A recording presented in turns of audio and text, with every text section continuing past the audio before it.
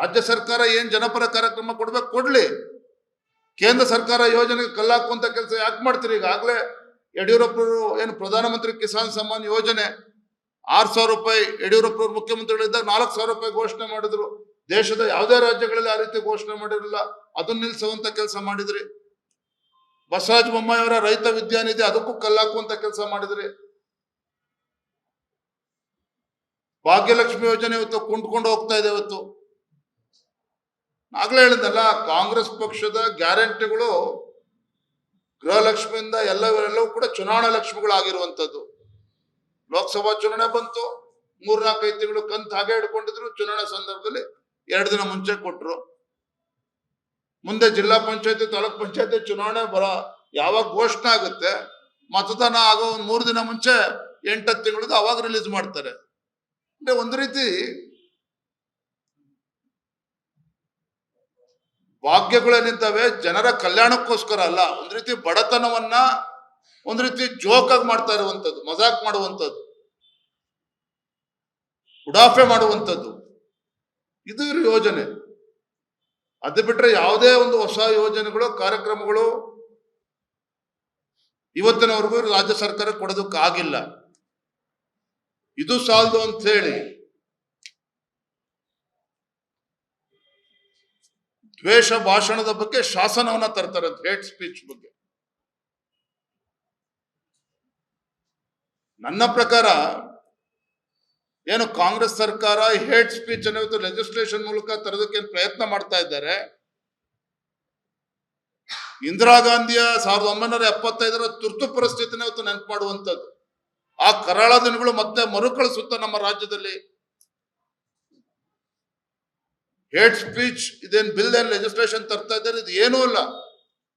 ಇವರ ವೈಫಲ್ಯಗಳನ್ನ ಜನರ ಮುಂದೆ ಅಥವಾ ಜನರಿಗೆ ಎಚ್ಚರಿಸುವಂತ ಕೆಲಸ ವಿರೋಧ ಪಕ್ಷಗಳು ಏನ್ ಮಾಡ್ತಾ ಇದ್ದಾವೆ, ಪತ್ರಿಕಾ ಹಾಗೂ ಮಾಧ್ಯಮದ ಸ್ನೇಹಿತರು ಏನ್ ಮಾಡ್ತಾ ಇದ್ದಾರೆ, ಸಾಮಾಜಿಕ ಜಾಲತಾಣಗಳಲ್ಲಿ ಯಾವ ರೀತಿ ಸರ್ಕಾರನ ಟೀಕೆ ಮಾಡ್ತಾ ಇದ್ದಾರೆ, ಇವರುಗಳನ್ನ ಕಟ್ಟಿ ಹಾಕುವಂತ ಒಂದು ಷಡ್ಯಂತ್ರ ಇದರಲ್ಲಿ ಇರುವಂತದ್ದೇ ಹೊರತು ಇದರಲ್ಲಿ ಯಾವುದೂ ಕೂಡ ಒಳ್ಳೆ ಉದ್ದೇಶಗಳು ಖಂಡಿತ ಇಲ್ಲ. ನಾವು ಕೂಡ ಸದನದಲ್ಲಿ ವಿಧಾನಸಭೆ ಮತ್ತು ವಿಧಾನ ಪರಿಷತ್ತಲ್ಲಿ ಇದ್ರ ಬಗ್ಗೆ ನಾವು ಗಟ್ಟಿಯಾಗಿ ಧ್ವನಿಯನ್ನು ಎತ್ತೇವೆ.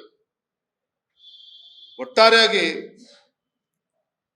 ಈ ಕಾಂಗ್ರೆಸ್ ಸರ್ಕಾರ ಎಲ್ಲಾ ಕ್ಷೇತ್ರಗಳಲ್ಲೂ ಕೂಡ ಸಂಪೂರ್ಣ ವಿಫಲವಾಗಿರುವಂಥದ್ದು. ಮುಖ್ಯಮಂತ್ರಿ ಕುರ್ಚಿ ಪೈಪೋಟಿಯಿಂದ ರಾಜ್ಯದ ಅಭಿವೃದ್ಧಿ ಸಂಪೂರ್ಣವಾಗಿ ಮರೆತಿರುವಂಥದ್ದು. ರೈತರು ಕಂಗಾಲಾಗಿದ್ದರೆ ಅವರ ಸ್ಪಂದನೆಗೆ ಬರದೇ ಇರುವಂಥದ್ದು.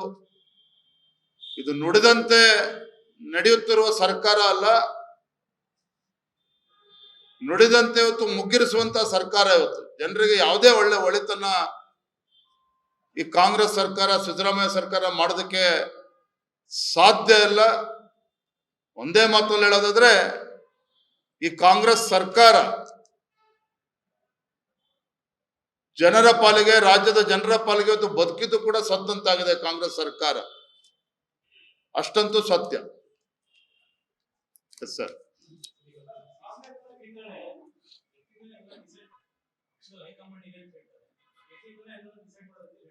ಅದು ಮಾಧ್ಯಮದ ಸ್ನೇಹಿತರಿಗೆ ಅಥವಾ ನಮ್ಗಷ್ಟೇ ಅಲ್ಲ, ಆಡಳಿತ ಪಕ್ಷದ ಶಾಸಕರಲ್ಲೂ ಕೂಡ ಅದೇ ಗೊಂದಲ. ಏನಪ್ಪಾ ಹೈಕಮಾಂಡ್ ಇವತ್ತು ಖರ್ಗೆ ಬೇರೆ ಹಿಂಗ್ ಹೇಳೋಗ್ಬಿಟ್ಟಿದ್ದಾರೆ, ಎಲ್ಲವೂ ಕೂಡ ಯತೀಂದ್ರ ಅವರೇ ದಿನ ಬೆಳಗಾದ್ರು ಮಾತನಾಡ್ತಾ ಇದಾರೆ, ಯತೀಂದ್ರರೇ ಕಾಂಗ್ರೆಸ್ ಹೈಕಮಾಂಡ್ ಆಗಿದ್ದಾರೆ ಅಂತೇಳಿ ಗೊಂದಲ ಇವತ್ತು ಆಡಳಿತ ಪಕ್ಷದಲ್ಲೇ ಕಾಡ್ತಾ ಇದೆ.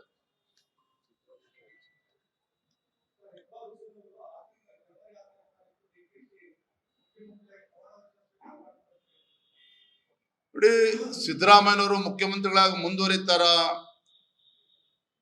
ಮೊನ್ನೆ ಕಾಂಗ್ರೆಸ್ ಪಕ್ಷದ ಒಬ್ಬ ಹಿರಿಯ ಶಾಸಕರು ಸಿಕ್ಕಿದ್ರು ಮೊನ್ನೆ ದಿನ. ಅವ್ರು ಹೇಳ್ತಾ ಇದ್ರು, ಏನ್ ಸರ್ ಏನಾಗುತ್ತೆ ಅಂತೇಳಿ. ನಾನು ಕೂಡ ಸಹಜವಾಗಿ ಕ್ಯೂರಿಯಾಸಿಟಿಯಿಂದ ಕೇಳಿದೆ. ಇಲ್ಲ ಸರ್, ಈ ಸಿದ್ದರಾಮಯ್ಯನವರು ದೇವರಾಜ ಅರಸ್ ದಾಖಲೆ ಮುರಿಬೇಕು ಅಂತ ಹೇಳ್ತಾರೆ, ದೇವರಾಜ ಅರಸ್ ದಾಖಲೆ ಮುಗಿದ್ಮೇಲೆ ದೀಪಾವಳಿ ಆಗ್ಲಿ ಆಮೇಲೆ ರಾಜೀನಾಮೆ ಕೊಡಬೇಕು ಅಂತಾರೆ. ಹಂಗಾರೆ ನಂಬಕ್ ಆಗೋದಿಲ್ಲ. ಆದ್ರೆ ನಾವಂತೂ ಇಳಿಸ್ತೀವಿ ಸರ್, ಬಿಡೋದಿಲ್ಲ ಅನ್ನೋ ಮಾತನ್ನ ಅವ್ರು ಹೇಳಿದ್ರು. ಸೊ ನಮಗೆ ಸಿದ್ದರಾಮಯ್ಯನವರು ಎಷ್ಟು ದಿನ ಮುಖ್ಯಮಂತ್ರಿಗಳಾಗಿರ್ತಾರೆ ಅನ್ನೋದಕ್ಕಿಂತ ಹೆಚ್ಚಾಗಿ ಎಷ್ಟು ದಿನ ಮುಖ್ಯಮಂತ್ರಿ ಆಗಿರ್ತಾರೆ ಅನ್ನೋದು ಮುಖ್ಯ ಅಲ್ಲ, ಇದ್ದಷ್ಟು ದಿನ ಎಷ್ಟು ಒಳ್ಳೆ ಕೆಲಸ ಕಾರ್ಯಗಳು ಮಾಡೋಗಿದ್ದಾರೆ ಯಾವ ಹೆಜ್ಜೆ ಗುರುತುಗಳನ್ನ ಬಿಟ್ಟು ಹೋಗ್ತಾರೆ ಜನರ ಮನಸ್ಸಿನಲ್ಲಿ ಇಟ್ಕೊಳ್ಳೋ ರೀತಿಯಲ್ಲಿ. ಇದು ಪ್ರಮುಖವಾಗಿರ್ತಕ್ಕಂಥದ್ದು. ಕೇವಲ ಜಾತಿಗಳ ಮಧ್ಯೆ ವಿಷ ಬೀಜವನ್ನು ಬಿತ್ತೆ ಜನ ಕ್ಷಮಿಸೋದಕ್ಕೆ ಸಾಧ್ಯ ಇಲ್ಲ.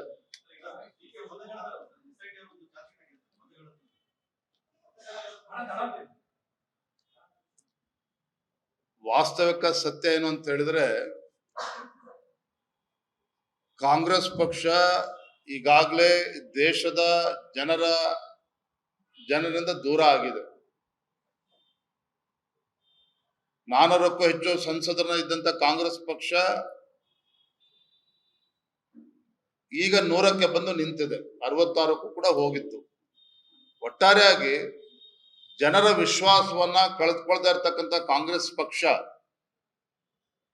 ನ್ಯಾಷನಲ್ ಪಾರ್ಟಿಯಿಂದ ಇವತ್ತು ರೀಜನಲ್ ಪಾರ್ಟಿ ಆಗಿರುವಂಥದ್ದು.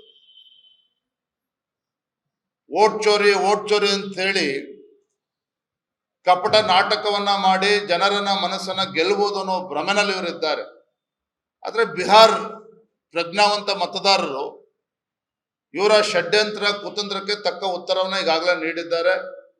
ಮುಂದಿನ ವೆಸ್ಟ್ ಬೆಂಗಾಲ್ ರಾಜ್ಯದ ಚುನಾವಣೆ ಇರ್ಬೋದು, ಇತರ ರಾಜ್ಯದ ಚುನಾವಣೆ ಇರ್ಬೋದು, ಅದ್ರಲ್ಲಿ ಮತ್ತೊಮ್ಮೆ ಅದನ್ನ ರುಜುವಾತ್ ಮಾಡ್ತಾರೆ. ಆದ್ರೆ ನಾನು ತಮ್ಮ ಮುಖೇನ ಕಾಂಗ್ರೆಸ್ ಪಕ್ಷದ ಮುಖಂಡರಿಗೆ ಹೇಳುವಂಥದ್ದು, ಈ ರೀತಿಯ ಅಪಪ್ರಚಾರವನ್ನ ಮಾಡೋದನ್ನ ಬಿಟ್ಟು ವಾಸ್ತವಿಕವಾಗಿ ಕಾಂಗ್ರೆಸ್ ಪಕ್ಷ ಯಾಕೆ ಜನರಿಂದ ದೂರ ಆಗಿದೆ ಅನ್ನೋದ್ರ ಬಗ್ಗೆ ಅಧ್ಯಯನ ಮಾಡಿ ಅದಕ್ಕೆ ಸರಿಪಡಿಸ್ಕೊಳ್ತಕ್ಕಂತ ತಂತ್ರಗಳು ಮಾಡಿದ್ರೆ ಅದಕ್ಕೆ ಏನಾರ ಸ್ವಲ್ಪ ಸಿಗ್ಬೋದು ಅವ್ರಿಗೆ ಉತ್ತರ.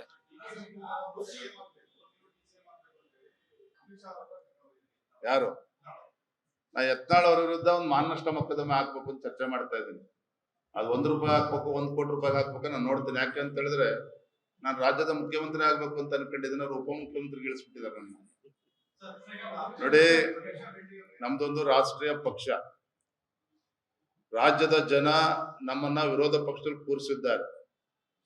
ವಿರೋಧ ಪಕ್ಷದಲ್ಲಿ ಕೂತು 5 ವರ್ಷಗಳ ಕಾಲ ಈ ಸರ್ಕಾರದ ಜನ ವಿರೋಧಿ, ಬಡ ವಿರೋಧಿ ಕಾಂಗ್ರೆಸ್ ಸರ್ಕಾರವನ್ನ ಸರಿದಾರಿಯಲ್ಲಿ ತೆಗೆದುಕೊಂಡು ಹೋಗುವಂತ ಕೆಲಸ ವಿಪಕ್ಷವಾಗಿ ಕೂಡ ನಾವು ಸಮರ್ಥವಾಗಿ ಮಾಡ್ಬೇಕು ಅಂತ ವಿಪಕ್ಷದಲ್ಲಿ ಕೂರಿಸಿದ್ದಾರೆ. ನಾವು ಯಶಸ್ವಿಯಾಗೋದನ್ನ ಮಾಡ್ತಾ ಇದ್ದೇವೆ. ಹಾಗಾಗಿ ನಮ್ಗೆ ಆತುರವಾಗಿ ಅಧಿಕಾರಕ್ಕೆ ಬರಬೇಕು ಅನ್ನುವ ಹಪಾಪಿನೂ ಕೂಡ ನಮ್ಗಿಲ್ಲ. ನಾನು ರಾಜ್ಯದ ಅಧ್ಯಕ್ಷನಾಗಿ ಒಂದು ಮಾತನ್ನು ಹೇಳ್ತೇನೆ. ಇವತ್ತು ನಮ್ಮ ಪ್ರಧಾನಮಂತ್ರಿ ನರೇಂದ್ರ ಮೋದಿಜಿಯವರು ಇರ್ಬೋದು, ನಮ್ಮ ರಾಷ್ಟ್ರೀಯ ಅಧ್ಯಕ್ಷರು ಇರ್ಬೋದು, ಅಮಿತ್ ಶಾ ಜಿ ಇರ್ಬೋದು, ಸಂತೋಷ್ ಜಿ ಅವರು ಇರ್ಬೋದು, ಪಕ್ಷದ ಎಲ್ಲ ಹಿರಿಯರು ಪಕ್ಷದ ಸಂಘಟನೆಯನ್ನ ಬಲಪಡಿಸಬೇಕು ಅನ್ನುವ ಒಂದು ಉದ್ದೇಶದ ನನ್ನ ರಾಜ್ಯದ ಅಧ್ಯಕ್ಷ ಮಾಡಿದ್ದಾರೆ.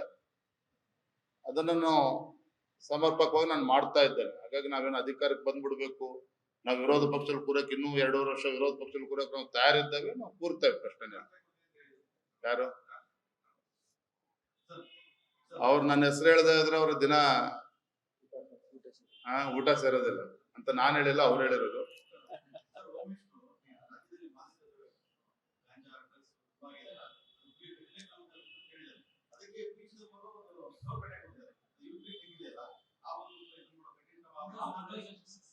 ಒಂದು ಕಳೆದ ವಿಧಾನಸಭಾ ಅಧಿವೇಶನದಲ್ಲಿ ಕೂಡ ಬೆಂಗಳೂರಿನಲ್ಲಿ ಕೂಡ ಚರ್ಚೆ ಆಯಿತು. ಬಹಳ ಗಂಭೀರವಾಗಿರ್ತಕ್ಕಂಥ ವಿಚಾರ. ಇವತ್ತು 150 ಕೋಟಿ 200 ಕೋಟಿ ಡ್ರಗ್ಸ್ಗಳು ಪದೇ ತಿಂಗಳಲ್ಲಿ 3-4 ಸಲ ಸೀಸ್ ಆಗ್ತದೆ ಅಂತ ಹೇಳಿದ್ರೆ, ಮತ್ತೆ ಗ್ರಾಮೀಣ ಭಾಗದಲ್ಲೂ ಕೂಡ ಇವತ್ತು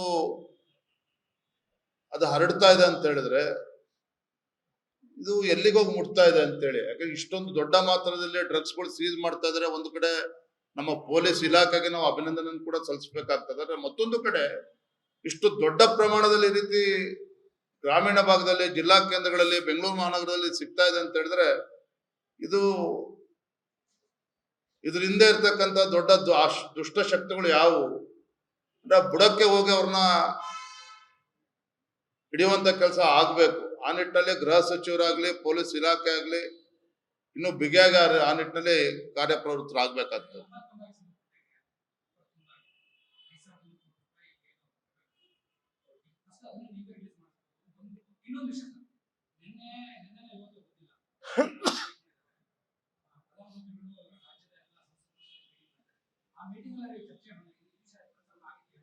ನೋಡಿ, ನಾವು ಕೇಂದ್ರ ಸರ್ಕಾರ ನಮ್ಮ ರಾಜ್ಯಕ್ಕೆ ಯಾವುದೇ ರೀತಿ ಮಲ್ತಾಯ ಧೋರಣೆ ಆಗ್ಲಿ ಅನ್ಯಾಯವನ್ನ ಮಾಡ್ತಾ ಇಲ್ಲ. ಅಪ್ಪರ್ ತುಂಗಾ ಪ್ರಾಜೆಕ್ಟ್ ಬಗ್ಗೆ ಹೇಳ್ತೀನಿ. ಇವರ 5200 ಕೋಟಿ ಪ್ರಧಾನಮಂತ್ರಿಗಳೇ ಇವತ್ತು ಘೋಷಣೆ ಮಾಡಿದ್ದಾರೆ, ನಮ್ಮ ಮ್ಯಾನಿಫೆಸ್ಟೋಲ್ ಇದೆ ಅಂತ ಹೇಳಿದ್ರೆ ಅದರಿಂದ ಹಿಂದೋಗೋದಕ್ಕೆ ಅಸಾಧ್ಯ. ಅದು 2 ವರ್ಷ ಇಲ್ಲಿ ಪ್ರಶ್ನೆ ಇರೋದು ಆಯ್ತು. ನನ್ನ ಪ್ರಶ್ನೆ ಇತ್ತು ತಮ್ಮ ಮುಖೇನ ರಾಜ್ಯದ ಮುಖ್ಯಮಂತ್ರಿಗಳಿಗೆ 1.5 ಲಕ್ಷ ಕೋಟಿ ಕೊಡ್ತೇವೆ ಅಂತೇಳಿ ಪ್ರತಿ ವರ್ಷ 30,000 ಕೋಟಿ ಕೊಡಕ್ಕೆ ಇನ್ನು ಒಂದೆಜ್ಜೆನೂ ಕೂಡ ಮುಂದಿಟ್ಟಿಲ್ಲ. ರಾಜ್ಯದಲ್ಲಿ ಬೇರೆ ಬೇರೆ ಪ್ರಾಜೆಕ್ಟ್ಗಳು ಯಾವ ರೀತಿ ಪ್ರೋಗ್ರೆಸ್ ಆಗ್ತದೆ ಅದ್ರ ಬಗ್ಗೆ ವರದಿಯನ್ನ ಸಂಪೂರ್ಣ ದೆಹಲಿ ಕೊಡ್ತಾ ಇಲ್ಲ. ಇವತ್ತು ನ್ಯಾಷನಲ್ ಹೈವೇ ಇಷ್ಟೆಲ್ಲ ಅಭಿವೃದ್ಧಿ ಆಗ್ತದೆ, ಲ್ಯಾಂಡ್ ಅಕ್ವಿಸಿಷನ್ ಕೂಡ ಮಾಡ್ಕೊಡ್ತಾ ಇಲ್ಲ ರಾಜ್ಯ ಸರ್ಕಾರ. ಜನೌಷಧಿ ಕೇಂದ್ರ ಕೊಡ್ತೇವೆ, ಅದಕ್ಕೂ ಕಲ್ಲಾಗ್ತೇವೆ ಅಂತ ಹೇಳಿದ್ರೆ ಎಲ್ಲೂ ಕೂಡ ನರೇಂದ್ರ ಮೋದಿಜಿಯವರ ಪಾಪ್ಯುಲಾರಿಟಿ ಜನರಿಗೆ ಕಾಣಬಾರ್ದು. 5,200 ಕೋಟಿ ಬಗ್ಗೆ ಹೇಳ್ತಾರೆ. ಇವರು ಮ್ಯಾಚಿಂಗ್ ಗ್ರಾಂಟ್ ಕೊಡದೇನೆ, ಅನುದಾನ ಕೊಡದೇನೆ, ಯಾವುದೇ ಪ್ರಾಜೆಕ್ಟ್ಗಳಲ್ಲಿ ಏನು ಕೊಡದೇನೆ ಅನುದಾನ ಕೊಡಿ ಅಂದ್ರೆ ಹೆಂಗಾಗ್ತದೆ? ಇವ್ರು ಒಂದ್ ಹೆಜ್ಜೆ ಇಡ್ಲಿ, ಫಸ್ಟ್ ನೀರಾವರಿ ಯೋಜನೆಗಳ ಹಣವನ್ನ ಬಿಡುಗಡೆ ಮಾಡಿ ಕೆಲಸ ಶುರು ಮಾಡಲ್ಲ.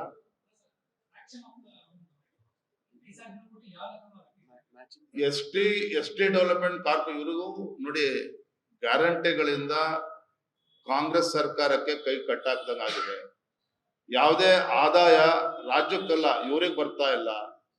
ಉದಾಹರಣೆಗೆ ಹೇಳ್ತೇನೆ, S T development corporation scam ಪದೇ ಪದೇ ಹೇಳ್ತಾ ಇದೀವಿ ಅಂತೇಳಿ ನೀವು ತಪ್ಪು ತಿಳ್ಕೊಬೇಡಿ. ವಾಲ್ಮೀಕಿ ಅಭಿವೃದ್ಧಿ ನಿಗಮದಲ್ಲಿ ಆಗಿರ್ತಕ್ಕಂಥ ಹಗರಣ ದೇಶದ ಇತಿಹಾಸದಲ್ಲಿ ಮೊದಲ ಬಾರಿಗೆ ನಮ್ಮ ರಾಜ್ಯದ ಹಣವನ್ನ ಕಾನೂನು ಬಾಹಿರವಾಗಿ ತೆಲಂಗಾಣ ರಾಜ್ಯಕ್ಕೆ ಸಾವಿರಾರು ಅಕೌಂಟ್ಗಳನ್ನ, ಫೇಕ್ ಅಕೌಂಟ್ಗಳು ಓಪನ್ ಮಾಡಿ ಅಲ್ಲಿ ಹಾಕಿ ಅಲ್ಲಿ ಡ್ರಾ ಮಾಡಿ ಚುನಾವಣೆ ಬಳಸಿರ್ತಕ್ಕಂಥದ್ದು. ಇವ್ರಿಗೆ ಯಾವುದೇ ನೋಡಿ ಉದಾಹರಣೆ, ಬೇರೆ ಬೇರೆ ದೊಡ್ಡ ದೊಡ್ಡ ಯೋಜನೆಗಳ ಬಗ್ಗೆ ಮಾತನಾಡ್ತಾ ಇದ್ದಾರೆ. ಯಾಕೆಂದ್ರೆ ಇಲ್ಲಿ ಯಾರು ಅವ್ರಿಗೆ ಹುಡ್ತಾ ಇಲ್ಲ.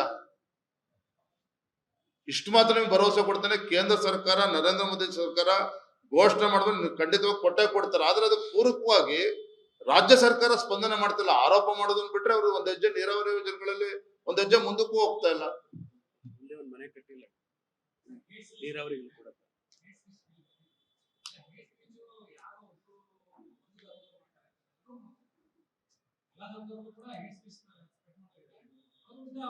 ಏನು ಬೇಡ ಸ್ವಾಮಿ. ಈಗಾಗಲೇ ನಮ್ಮಲ್ಲಿ ಒಂದು ನ್ಯಾಯಾಂಗ ವ್ಯವಸ್ಥೆ ಇದೆ, ಅದಕ್ಕೆ ಬೇಕಾಗಿರ್ತಕ್ಕಂಥ ಕಾನೂನು ಇದೆ. ಅದೆಲ್ಲವೂ ಇರಲಿ. ವಿಧಾನಸೌಧದಲ್ಲಿ ಪಾಕಿಸ್ತಾನ ಜಿಂದಾಬಾದ್ ಅಂದವ್ರನ್ನ ಇವ್ರು ಕಟ್ಟಾಕೋದಕ್ ಆಗ್ಲಿಲ್ಲ. ಇವರೇನೇನು ಹೇಟ್ ಸ್ಪೀಚ್ ಬಗ್ಗೆ ಮಾತನಾಡ್ತಾರೆ. ಹಂಗಾಗಿ ವಿರೋಧ ಪಕ್ಷವನ್ನ ಮಟ್ಟ ಹಾಕುವಂತ ಒಂದು ಷಡ್ಯಂತ್ರ ಇದೆ, ಬೇರೆ ಏನು ಅದರಿಂದ ಸದುದ್ದೇಶ ಇಲ್ಲ.